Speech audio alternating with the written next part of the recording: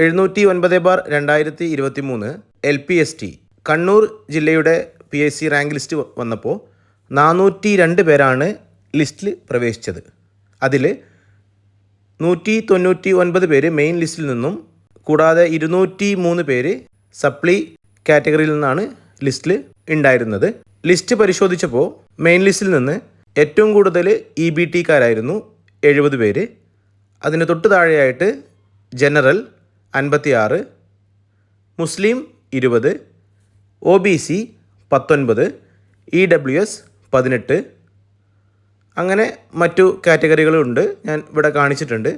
സപ്ലി ലിസ്റ്റിൽ നിന്ന് ഏറ്റവും കൂടുതൽ EBT തന്നെയാണ് 42 പേര്. അതിൻ്റെ തൊട്ട് താഴെയായിട്ട് മുസ്ലിം കാറ്റഗറി 40 പേര്, EWS 20, കൂടാതെ SC കാറ്റഗറിയിൽ നിന്ന് 26 പേരുണ്ട്, കൂടാതെ മറ്റ് കാറ്റഗറികളും. അങ്ങനെ 199ഉം 203ഉം ടോട്ടലി 402 പേരായിരുന്നു.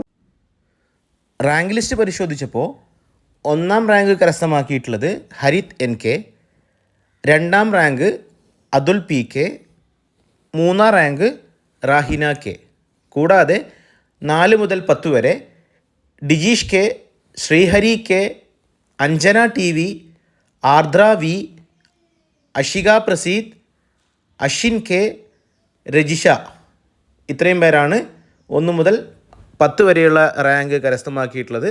കൂടാതെ റാങ്ക് ലിസ്റ്റിൽ വന്ന എല്ലാ ടീച്ചേഴ്സിനെയും അഭിനന്ദിക്കുകയാണ്. മറ്റൊരു കാര്യം, PSC അഡ്വൈസ് കഴിഞ്ഞ വർഷത്തെ ചെക്ക് ചെയ്തപ്പോൾ 154 പേരാണ് ലിസ്റ്റിൽ അഡ്വൈസ് പോയിട്ടുള്ളത്. അതിൽ 147 പേര് ഓൾറെഡി പോയതായിട്ടും 7 പേര് പ്രസൻ്റായി കാണിക്കുന്നുണ്ട്. എന്നിരുന്നാലും മറ്റുള്ള എല്ലാ കാൽക്കുലേഷനും നമ്മൾ നോക്കിയതിന് ശേഷം റൊട്ടേഷൻ ചാർട്ട് തയ്യാറാക്കി. അങ്ങനെ റൊട്ടേഷൻ ചാർട്ട് തയ്യാറാക്കി അതിൽ നിന്നും കഴിഞ്ഞ വർഷത്തെ ഒരു സാധ്യത പരിഗണിച്ചുകൊണ്ട് 200 പേരുടെ ലിസ്റ്റാണ് ഇപ്രാവശ്യം തയ്യാറാക്കിയത്.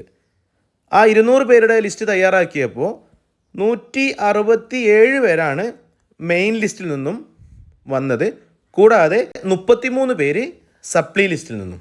അങ്ങനെ ലിസ്റ്റ് തയ്യാറാക്കിയപ്പോൾ ഏറ്റവും കൂടുതൽ മെയിൻ ലിസ്റ്റിൽ EBT കാറ്റഗറിയാണ് 51 പേര്, ജനറൽ 46, മുസ്ലിം 20, EWS 18, OBC 16, കൂടാതെ മറ്റുള്ള കാറ്റഗറികൾ. സപ്ലിയിൽ SC 13 പേര് കയറിയതായി കാണാൻ സാധിച്ചിട്ടുണ്ട്.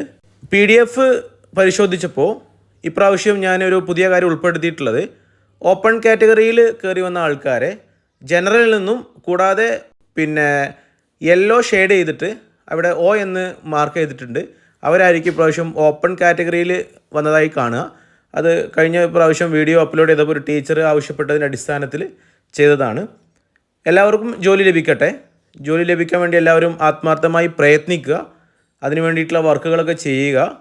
എങ്കിൽ ലിസ്റ്റിൽ വന്നിരിക്കുന്ന എല്ലാവർക്കും ജോലി ലഭിക്കാൻ സാധ്യതയുണ്ട്. അങ്ങനെ ജോലി ലഭിക്കട്ടെ എന്ന് ആത്മാർത്ഥമായിട്ട് അഭിനന്ദിക്കുകയാണ്.